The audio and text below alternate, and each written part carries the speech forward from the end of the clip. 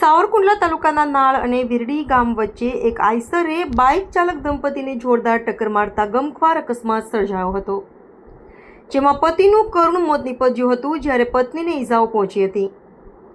આ અંગે સાવરકુંડલા તાલુકાના વિરડી ગામે રહેતા ધીરુભાઈ ભીખાભાઈ ડાભી ઉંમર વર્ષ 47 પોલીસ સમક્ષ જાહેર કર્યા મુજબ તેમના ભાઈ મુન્નાભાઈ ભીખાભાઈ ડાભી તથા તેમના ભાભી લાડુબેન બંને મોટરસાઇકલ પર વિરડી ગામે આવી રહ્યા હતા।